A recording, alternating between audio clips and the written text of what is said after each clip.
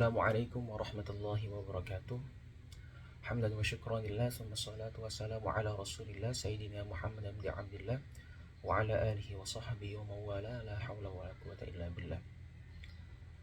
Amma ba'd. Perkenalkan, nama saya Muhammad Musadi Tito, akan membuat video tentang tugas ulumul Quran dengan materi Maki dan Madani yang diampu oleh Ibu Agustriani. Pada Maki dan Madani saya mengambil sumber dari Al-Itqan fi Ulumil Quran karya Imam Suyuti, dan juga mengambil beberapa referensi dari pengantar Al-Quran dari Syekh Ma'na Al-Qattan. Di dalam kitab Al-Itqan karya Imam Suyuti terdapat 3 pendapat para ulama. Yang pertama, Al-Makki adalah apa-apa atau sesuatu atau ayat dan surat yang turun sebelum hijrah. Sedangkan Madani adalah apa-apa atau suatu ayat atau surat yang diturunkan setelah hijrah, walaupun itu ketika Fathu Mekah atau ketika Haji Wada atau ketika berpergian. Ketika setelah hijrah dinamakan Madani, dan sebelum hijrah dinamakan Maki, ayat Makiyah. Pendapat yang kedua, Maki adalah sesuatu apa-apa yang diturunkan atau surat ataupun ayat yang diturunkan meskipun setelah hijrah. Dan Madani adalah yang diturunkan ya di Madinah. Jadi celahnya di sini, di pendapat kedua ini adalah ketika safar atau ketika Rasulullah sedang berpergian, ayat yang ketika turun ketika berpergian itu tidak termasuk golongan dari Maki, ayat Maki atau surat Maki, dan ayat atau surat Madani.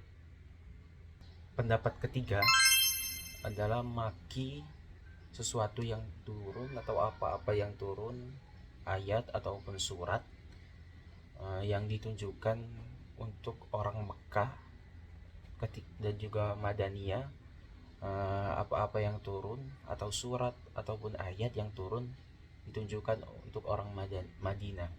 Jadi ketika dalam pendapat ini, ketika khitabnya orang Mekah digolongkan dengan ayat atau surat Makkiyah, dan ketika khitabnya orang Madinah digolongkan dengan surat ataupun ayat Madaniyah.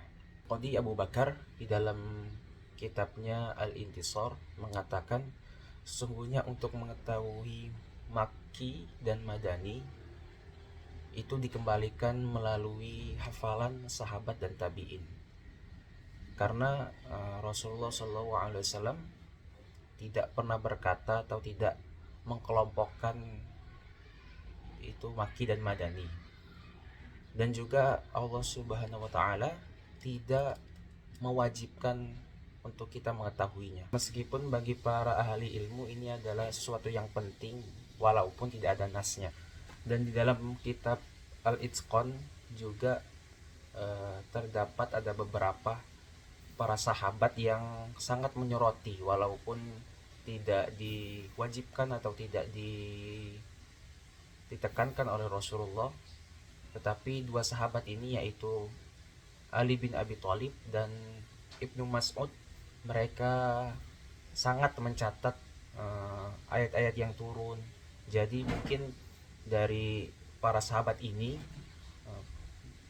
kita bisa mengetahui Maki dan Madani, ayat Maki dan Madani. Adapun 3 pendapat tersebut, pendapat yang pertama adalah pendapat yang paling masyhur, yang mungkin kita pakai sampai sekarang, yaitu Maki sesuatu yang diturunkan sebelum hijrah, dan Madani adalah yang sesuatu yang diturunkan setelah hijrah.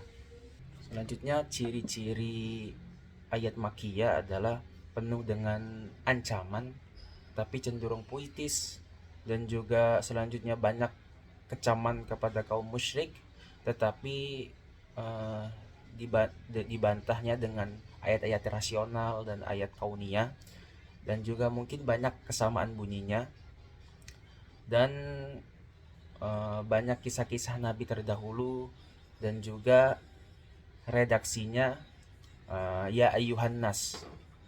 Sedangkan ciri-ciri ayat madaniyah adalah ayatnya mungkin panjang-panjang, redaksinya ya ayyuhallazina amanu, dan menjelaskan syariat-syariat Islam, ketentuan-ketentuan hukum, syariat, dan mungkin ada sindiran untuk kaum munafik.